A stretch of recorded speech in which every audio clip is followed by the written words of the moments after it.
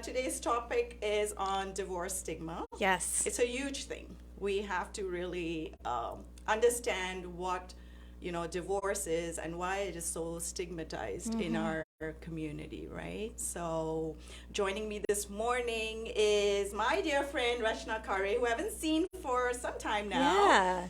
Well, the last time I was here, you were here. Yes. So that's That funny. was, That's I think a few months ago. maybe. Yeah, maybe. Oh, wow. So it's been a while. Yeah. So she's the executive director of Daya Houston. And so people who don't know about Daya serves South Asian women, children, and men in the Houston area who have been the victims of domestic violence and sexual assault. Daya's mission is to empower South Asian survivors of domestic and sexual violence through culturally specific services and to educate the community and in an effort to end the cycle of abuse. All right, so let's get to our topic. Yes. And so I wanted to ask you first, how prevalent is divorce among South Asians? Yeah. And I tried to look up the statistic this morning, and I still haven't found anything too recent.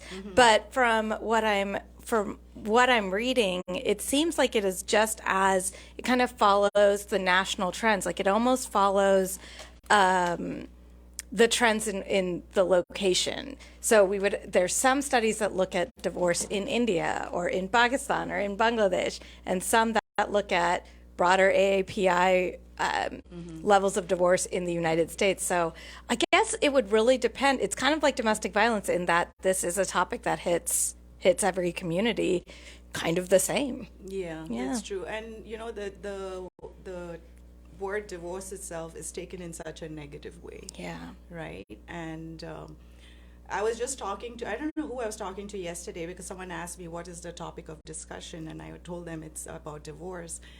And, they asked me, why are you doing this topic? I said, because it's not talked about. Yeah. And, we consider divorce as such a negative thing that Right. Even amongst society, it's like, so many things happen when a person goes through divorce initially, and then after that as well, like the socially. Yes. People distance themselves and so many things. They lose family, friends. So a lot of things are kind of in there, right? Yeah. It's very risky. It's a risky choice when you consider the stigma. So it's almost like you would think kind of who would put themselves, nobody would take it lightly because the stigma is so strong. Like it feels like such a failure to people. It feels like a personal failure when you get divorced, especially because the stigma is so strong in our community. And that's one of the things that we really want to think about is how does this divorce stigma play into the reason why domestic violence is on the rise and the reason why lives are being lost. We are losing lives to violence because people are afraid to get divorced, and the fear is around that social stigma, around losing their family, around losing their friends. And we've seen some tragedies, and then we've seen some triumphs when it comes to divorce, and I think the more we talk about it, the better we'll all get at supporting our friends and loved ones who might be going through a divorce for a variety of reasons. Yeah, I actually said even yesterday when I was talking about it, I said it's more like being liberated. Yeah, it can be. Right? That's the goal, or it can be something really neutral. Obviously, when somebody gets married, you want that's meant to be a lifelong commitment, a lifelong relationship, and we all as loved ones want that marriage to be successful and last. But I think even deeper than that, I hope that people have, rather than their marriage lasting, I want them to have a healthy relationship, no matter what that looks like. And for some couples, if they come to a mutual decision that this is not healthy for us, and then they decide to separate and get a divorce, and then they can maybe remain healthy co-parents in many cases, that's going to be what's best for the family. You would love for a situation where a divorced couple doesn't have to face that pressure from their friends, family, and loved ones and the community. Correct. So, Rachna, tell us about Daya's stance on divorce. Yeah. So this I love because there are many domestic violence organizations, and there's ideas out there that, like, if you call Daya, you're going to have to get a divorce. If you call this other organization, you can't get a divorce. So, it's very interesting the kind of rumors and the buzzing that's out there in the community about different organizations' stance on divorce. With Daya, it's very simple. We always want to do what the client wants to do. We want to help the client get to where they need to get to. So we have many clients that come in and say, I'm in a very abusive relationship, but I cannot get divorced. If I get divorced, my spouse will get custody over the kids. I'll lose my home. I'll lose my family. I cannot get divorced. And we say that's yes. You are the expert of your own life. So we agree that right now you're telling us you can't get a divorce. That's okay. What are some other ways we can help improve your safety while you're still in this marriage? And then there's some people who come to us and say, well, there's been no physical abuse, but there's lots of verbal abuse, and I want to get a divorce, but should I wait until there's physical abuse? Really, should I try counseling? Should I do? But if somebody's already decided that the abuse is hurting their soul or their psyche, their emotions, then oftentimes getting a divorce is the right decision, even if there's no physical violence, because that verbal and psychological abuse takes its toll on people. It can really harm somebody. And so at Daya, our stance on divorce is that whatever the survivor thinks they need to do at that time to stay safe, that's what we want to help them get to. There's no judgment from us on either decision. Recognizing that survivors are the ones that know what's the safest way to go about things. But so do you think, like, when survivors do, you come across survivors, do they ever mention the word divorce? Or Often they do. And often we have people calling and they say, what does a divorce even look like? What do I expect? Some people think, well, I don't have a job. How will I live? And that's why this is a legal process, right? There are lawyers involved who can make sure that there's child support going on, that mom is safely living in one space, dad is safe, living in another space.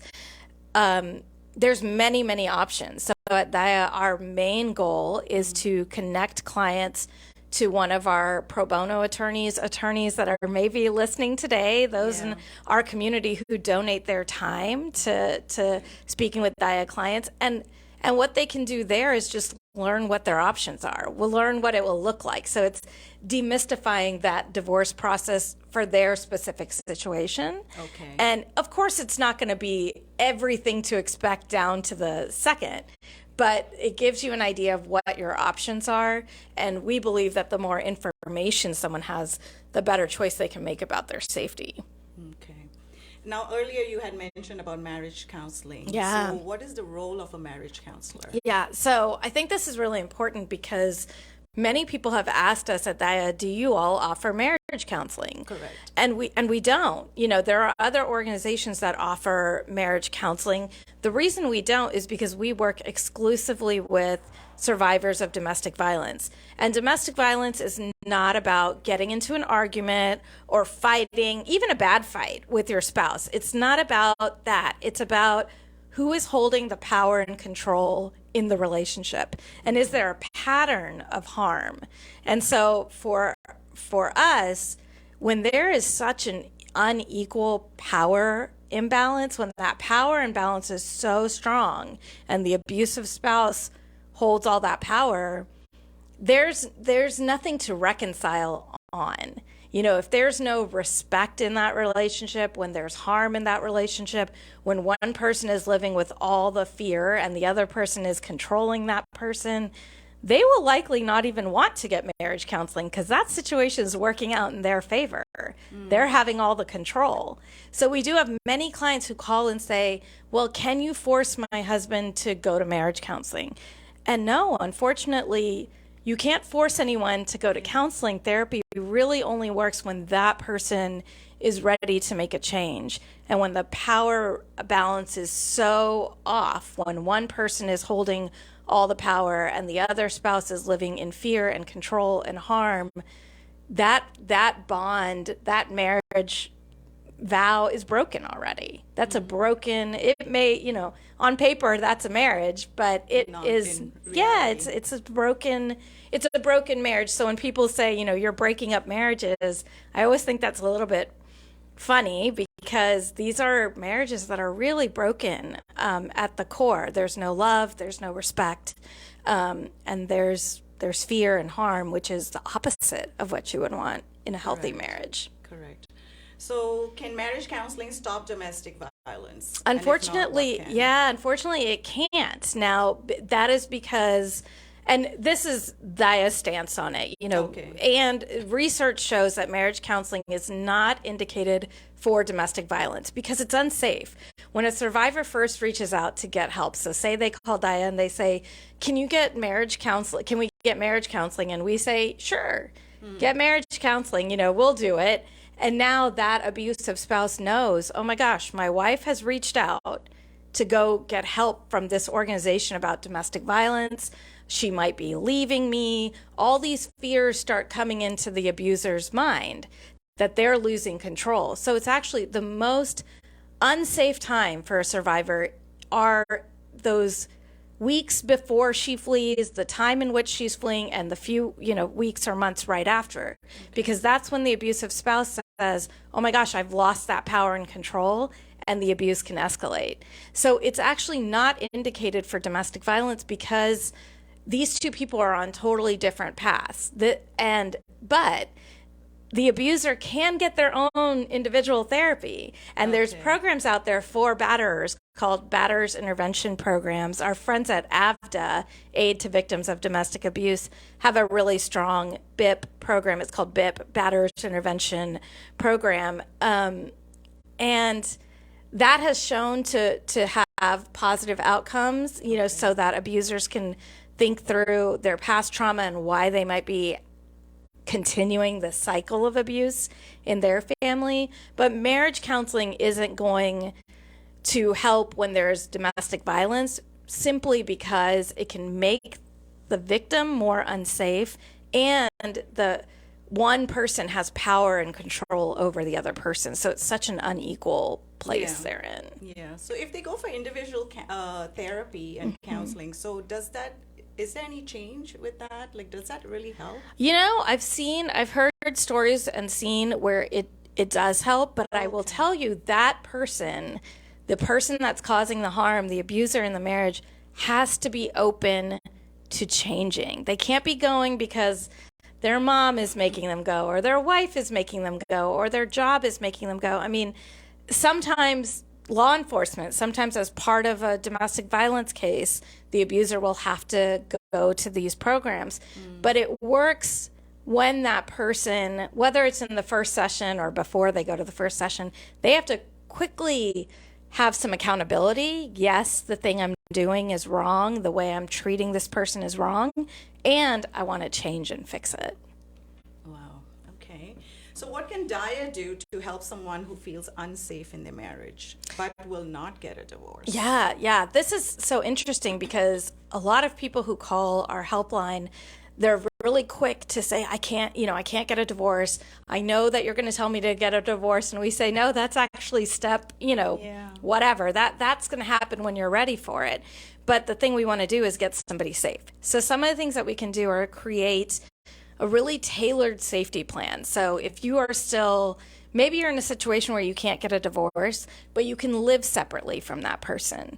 Maybe you can, that way you can still you're living under the guise of we're still married and that social stigma isn't coming into play as much. So in some cases, we can help somebody have an apartment that they can live in, maybe with their kids on their own. We can start to get a child custody order in place. We can start to get child support in place without a divorce. That's all doable. Okay. But in many cases, it's not even safe to bring up divorce with an abusive spouse because they might escalate their violence. So in those cases, our safety plan is, okay, how does this person's outburst usually look? Is it physical violence? Is it emotional violence? Is there patterns that you see? Is it when they're drinking? Is it when they're stressed? And we try to come up with ways to predict the abuse so that they can prevent the abuse. Can you go for a walk when your spouse is really stressed out from work and may explode at you? If there's physical violence, where are the weapons in your home? Are there weapons in your home? And where are places that we can avoid a physical altercation? How can you move an argument to a different room in your house so that you're not around, a stone countertop or a fireplace or knives, So we do really deep safety planning with survivors so that even if they have to stay in the house, they're doing the best that they can on staying there safely. Okay.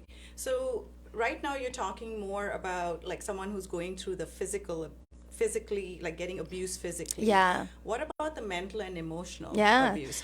We try to find patterns there too, because the reality is the psychological, emotional abuse is just as traumatic and just as harmful as the physical abuse. I mean, all the studies show that when you are being psychologically or mentally abused or verbally abused, it takes a toll on your physical health. It takes a toll on your mental health. It takes a toll on your children. Yeah. So we do the same thing. Okay, if your partner has these outbursts at you and yells at you and calls you names, can you see some patterns? Is it after work? Is it after family comes to visit? Is it every day? Is it a certain time of day? And where are places that somebody can go to avoid that kind of emotional or verbal violence, which is really screaming, yelling at somebody, criticizing them deeply, not letting them talk, calling them names, and instilling that fear in them, threatening them. Correct. So if someone we know and love is in an unsafe marriage and we know they can't get divorced, what can we do to help them? So I think one of the best things that we can do is recognize those signs. So if you see one of your friends or somebody that you love seems more isolated, they seem more sad, they don't get joy out of the things that they used to get joy out of. You're seeing those signs of depression, of anxiety. Do they feel like they're walking on eggshells when they're around their spouse? You can pull them aside just one-on-one. Again, always make this a private conversation and say, I'm seeing these things. Is everything going okay? Now, if this person comes to you and says, I'm in an abusive marriage or I'm in an unhealthy marriage, but I can't get divorced because what will everybody say? The best thing that you can do to help them is tell them that you will be there for them, whether they are divorced, single, married, kids, no kids, that you are there for them as their loved one, that they can confide in you, and that you can help them find help. So you can refer them to Call Daya. It's a great choice, and I obviously am a little bit biased. But it is a great place where people can get non-judgmental help, whether or not they can get a divorce. Most of the time, though, I will say, most of the clients that are not able to leave their marriage, it is because the stigma of divorce is so strong that they know that they'll also lose their families, like their mom, their dad, their siblings, their friends. And we have seen people harm themselves, and we've seen lives lost. We've had a client that lost their life to suicide because the stigma of divorce was so strong that she could not get a divorce, and but she couldn't live in this abusive relationship anymore. And it's one of the most heartbreaking stories because she had a job and she could have thrived on her own. She didn't have kids. This could have been a relationship she could have left behind. And there was so much pressure from her family. Even her friends were supportive of her getting a divorce because they saw the way her husband treated her. It was such horrible emotional abuse. And her immediate family was really so against the divorce and said, kind of, we will disown you. Wow. And so instead she took her own life. And these are the things that, this is a reality. This is how strong that stigma is. And this is what we're trying to prevent. So the more that we as community members can be okay with the fact that sometimes divorce has to happen, and that we would rather a broken marriage than a dead person in our community, or a depressed person or a suicidal person. We want everybody to be thriving. And sometimes a marriage is not a safe place to be. Yeah.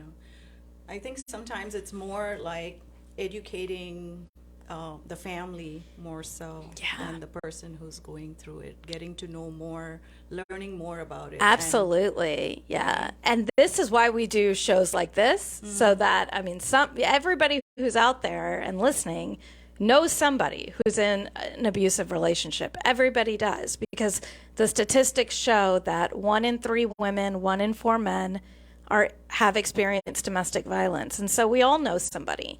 And maybe our thoughts or opinions or the stigma about divorce has kept somebody from seeking help or living safely. And we want to make sure that we're not contributing to riskier homes, because that's very unsafe for the children involved, for the people involved. Yeah. So you've been with Daya for how many years? 7 now. 7 years. Wow. So in your experience, what changes have you seen within the organization when it comes to divorce? So I love, again, biased. Our team is extremely diverse. There's 15 of us, and all of us are from, a variety of South Asian countries and speak different languages and have different religions. And the thing that, and even different thoughts on divorce. And again, though, nobody on our team ever thinks that somebody should stay married to somebody who's harming them. So I say that so that people know, if you call and you already know that you want a divorce, that you cannot live and be in this marriage, everyone on the Daya team is going to agree with you. No one is going to tell you you're wrong for that feeling. And no one's going to push you to get a divorce. But the changes I've seen is we've found creative ways where people can, again, maybe not be publicly divorced. Maybe they have another kind of agreement where we know that they can live separately, that the kids can be safe. We are laser focused on safety for the survivor and for their children. And however we can get there, we're really creative. And with the attorneys we've worked with, and we have a legal advocate, and our senior director of legal services has been with Daya for over 15, 16 years now. She knows, Dr. Nusrat Amin knows all the ins and outs of the different ways that we can create a legal situation that keeps you safe, and that works for you. And sometimes, again, I want to manage expectations. Sometimes that is a divorce. Sometimes it comes down to it that is the safest choice. But we never, ever push a survivor to take a step that they're not ready to take. We do remind them of the risk, though, especially in Texas, with firearms being so prevalent in our homes. A woman is 500 times more likely to die of homicide if they're in an abusive home that has a firearm than if they're in an abusive home without a firearm. 500 times. So if somebody calls and says there's physical violence, emotional violence, financial control, and there's a firearm in the home, we are going to say, look at how high your risk is according to all the studies and statistics and our experience. And I know that the stigma of divorce is so strong, but we will really push clients to think about those really hard things. What is it going to look like if you lose your life? What does that mean for your family, your children, your siblings, your parents, you know. And we talk to parents about this too. Parents who are have that really strong divorce stigma and say, oh my gosh, we've got to save this marriage. We have to save survivors. Survivors have to save themselves. And so that is the reason why, you know, we're always trying to break down that stigma of divorce. If somebody calls and doesn't want a divorce, it's okay. Yeah. But more than likely, people want the divorce, but they're worried about what people are going to say about them. All right. Wow, this is such a heavy topic. It is. But I'm glad we're touching on this topic because I don't think we have ever talked about, you know, divorce and the stigmas, you know, around Yeah, it. and even in relationships that are not abusive yet, if you're in an unhealthy relationship and you see yourself feeling depressed, anxious, and I mean, you know, we're in it. We have one life, and it's really important that we support people in the decisions they're making for their well-being. Yeah, well said, girl. Yeah. All right, so let's just go on a short break, and when we return, we will continue our conversation with Rachna from Daya. This is Chai Time on 99.5 FM. To Chai Time on 99.5 FM. For those who have just tuned in, we are in conversation with Rachna from Daya, and today's topic of discussion is divorce and the stigma around it. It's been quite a heavy topic, but really that needs to be talked about, discussed, being aware of it. And even here on Chai Time, 6 years we've been here, and this is the first time I think we are actually talking about it. So thank you, Rachna. Yeah, thank you for the platform always to talk about the hard stuff. Yeah. And I mean, we learn so much from it too. We have a better understanding, right? Usually, like I said earlier too, divorce is such a negative thing. Yes. And many times we shun from it because it's like an elephant in the room. Yeah, and it feels, I mean, really, people feel like it's such a failure. And sometimes I always, you know, with survivors, I always want to say, like, this is the harder, you know, leaving an abusive marriage is one of the hardest things you can do. And they feel like it's a failure, they've given up if they get a divorce because that's what the world tells them. But really, when there's abuse involved, when there's such strong harm and pain that's ongoing and your spouse doesn't want to treat you with respect and that's not a part of their behavior. I always tell survivors, like, actually you're making a really brave choice and you're ending the cycle of abuse. It's quite powerful because these are cycles that continue across generations. Children see abuse in their homes, and that's why they grow up and think it's okay, and they are more likely to become victims or abusers.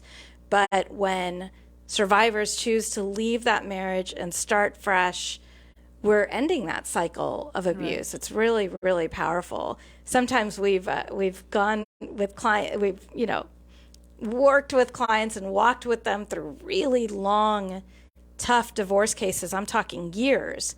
Because the other thing abusive spouses can do is they'll delay the divorce. They'll keep kind of putting money into their legal case to delay it, reschedule it, and people can lose so much time and so much money. I'll lighten it up a little bit. We've even sent cakes to our clients when their divorce is finally finalized. Yeah. Because it means that they can really start a safe and healthy life now. Yeah, exactly. It's a rebirth. Yeah. Freedom, right? Yes. So it's like totally different. Like they're so, the life has totally changed. Yes. For the good. Yes. And it's so hard. The stigma is the hardest part of it.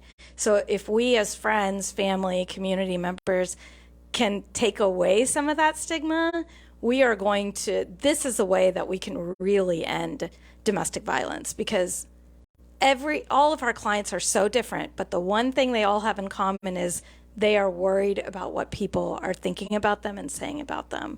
What are people going to say? Mm-hmm. That's the one thing they all have in common. That's a worry that everybody has. It's normal to want to please your family and your friends and to want to, be successful in society's eyes. People are very worried. What are people going to say? Mm. So us in the community, we can stop saying negative things when people are getting a divorce. Right. Like we don't know what to say sometimes. Yeah. And we are so like, we just, if someone we meet after a long time, we say, hey, how are you? What's going on? And they say, oh, I'm divorced. All of a sudden there's this silence, right? Yeah. It's like, you know what I say in that situation? I say, I'm so happy that you made the decision that worked best for your life. Yeah. That's a good point. So sometimes, I mean, we are talking about like families, right? But do you think also it's more for the kids as well? Yeah, I think there's this, and what happens is the family will tell the survivor, they'll say, no, you got to stay together for the kids. Okay, we've all heard that. Yeah. Again, in abusive relationships, the research shows boys are 4 times more likely to become abusive partners if they witness domestic violence in the home when they're growing up. So that's a huge jump. Yeah. And girls are more likely to become victims. And so that's staying together for the kids is often the thing that keeps these cycles of harm and toxic relationships and unhealthy relationships going. And so sometimes divorce is a really good opportunity to set some boundaries, to make sure that you're being respected, that your kids are being cared for and safe and healthy, that they grow up seeing healthy parental relationships. And then they can see that modeled for them, and then they can do that too as they grow up. Yeah, we're not protecting the children by staying in the abusive relationship. No. That's what we need to, realize that. We are not protecting them. We are not doing any good for them. No, it's only risks. The other way around. Yeah, it's only risks. Yeah, definitely. And as friends and as family members, especially as mothers, mothers and fathers, I think you can tell your grown-up children that if they decide to get a divorce, I mean, it is, if you love your in-law, let's say you love your son-in-law, your daughter tells you she's getting a divorce, it's very, depending on your family, it's okay to ask, oh my gosh, what happened? Yeah. Or did you guys try to go to counseling? Those are okay questions, and I get it. Our families aren't going to be, our culture, we get involved, but yeah, let's get involved when there's abuse too. Yeah. And so when you see somebody is in an unhealthy relationship or abusive relationship, and then they tell you they're getting a divorce, you can say, I'm proud of you. I know that this is difficult and hard to do, but I'm proud of you for creating a safer home for your kids. Yeah. So what are some ways to prevent verbal, mental, or physical abuse in a relationship? I think communication is the number one way to prevent that kind of abuse in your relationship. If you start to see your partner talking to you in ways that are not okay with you, that are, you are allowed to say, my boundary is I won't get yelled at. I'm doing my real boundary. My real boundary in my life is that I'm not going to get yelled at. So me and my partner, obviously we get into arguments, but I've told him if there starts to be yelling, then I'm gonna have to walk away from the argument. We can talk about it later. And we really don't have the issue anymore because we talked about it, right? And he's theatrical and a teacher, and so he can really talk. And so it's very interesting to see us both adjusting to each other's boundaries to make sure that we can have this conversation in a way that everyone feels like they can speak, that they're being heard, and that they're listening too. So I think communication is the number one way to prevent abuse in a relationship, because if you tell somebody, these are my must-haves for my relationship, and this is how I feel loved, and this is when I feel disrespected, and they continue to cross those boundaries and they continue to hurt you in ways that you've told them are hurtful, maybe it's teasing you, whatever it is, it can really be anything. Nothing's too small. You're allowed to say, I feel hurt and disrespected when you say those things to me. And if that person doesn't stop, that's a big red flag for you. that they are getting into this unhealthy behavior territory, and that is more likely to escalate and become abusive. And so if even after you're having these talks with somebody and bringing in a marriage counselor at that point or a relationship therapist at that point and saying like, hey, help me make this really clear. If this person calls me names, I feel extremely disrespected. And if they still won't change that, that is a huge red flag to you that you're now in an emotionally unsafe relationship or unhealthy relationship. And, you know, relationships are on a spectrum between healthy and abusive, and there's all of us are in the middle, but we want to be in a healthy relationship. It doesn't mean you don't fight, but it means you always respect each other. Even in that fight, you're respecting each other. You're not calling each other names. You're not screaming at each other. You're not breaking stuff or throwing things. These are all red flags that the relationship is very unhealthy. Yeah, you have to be really mindful of what you say, what you do, even during the heated moments. Yes, and if you make a mistake during the heated moments, it's on you to take accountability for that. And that's not just saying, oh, I'm sorry, I'll never do it again. It's actually, okay, how am I not going to do that again? So if I don't like being teased about my gray hair, and my partner continues to tease me about my gray hair, and it's the day of my gala and I'm feeling insecure already, and then again he brings up this joke about my gray hair, now it's time for me to have a conversation with him about, okay, this has to stop. And he should tell me, okay, when I start to tease you about your gray hair, I'm going to do this instead. I'm going to say, your hair looks beautiful. Whatever it takes. I'm not here to tell somebody how to fix it. But they part of accountability is taking the steps to make sure it doesn't happen again. Because a lot of times in abusive relationships, it's the abuse will happen, and right after that there's the honeymoon phase. I'm so sorry, here's a present, it'll never happen again, please don't leave me, please don't tell anyone. But once that person is placated, okay, things are back to normal, the tension will build and it'll happen again. So part of the apology needs to be, okay, how are you going to make sure that this doesn't happen again? What's the game plan to make sure that you're actually going to change your behavior? Yeah, and many times I've heard that, they get intimate. Yeah. Yes. And that is so confusing. And we saw that, I don't know if you saw Big Little Lies or read Big Little Lies, and that was a big part of the show, which I loved, because yes, a lot of times people will say, oh, after a fight, we get intimate and that fixes the argument. Well, that is another form of a Band-Aid, right? That's another form of, I'm sorry, I promise, we're really close. We love each other so much. Yeah. But what's actually making this a healthy relationship? It has to be more than just loving each other. Exactly. Wow. If someone needs help, what should they do in an emergency? So in an emergency, and I think this is important because we always, when you call any kind of helpline, they say, if this is an emergency, hang up and call 911. We've all heard that. Yes. And that is true. If you feel like your life is at risk, or there's bodily harm happening to you, or if someone is threatening to severely injure you or kill you, that is a perfect time to call the police, because they can intervene. You can call the police. You can say, this is happening now. I need somebody to come out and I need a protective order. That is a good sentence to say. It doesn't always mean you're going to get one, but it's something that shows that there's actually harm and abuse happening to you, that you need to be protected from this person. But if you're in a mental emergency, if you're feeling like harming yourself, or if you're feeling suicidal because of the emotional abuse that you're experiencing, that's not something that the police would necessarily be able to come out for. Now, if you're posing a risk of danger to yourself, they would.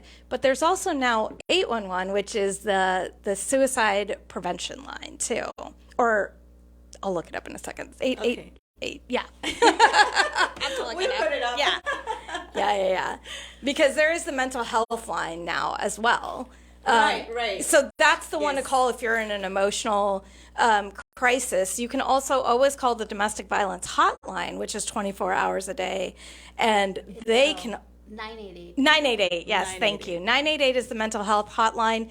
If you're feeling like you're in a mental crisis, you can also call the domestic violence hotline, which is 24 hours a day, to get some of that safety planning right there any time of day.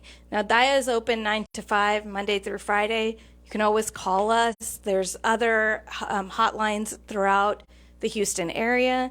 But the thing I want to make sure people know is that when there's emotional abuse going on, there is very little that law enforcement can actually do. Like, their job is to prevent bodily harm and injury, and they have to go out and collect evidence and take statements. So they can't be all focused on you all, at every moment, especially in the middle of emotional abuse or a very heated argument. Those are times to maybe take some separation, try to get out of that situation that's getting you feeling distressed. This is a great place that friends and family can help too. If you know somebody is going through a really hard time in their marriage, can you be somebody that they can call or text kind of any time of day to get some emotional support? And that's a really helpful thing that friends and family can offer as well. Okay. So how can we as a community help support Daya?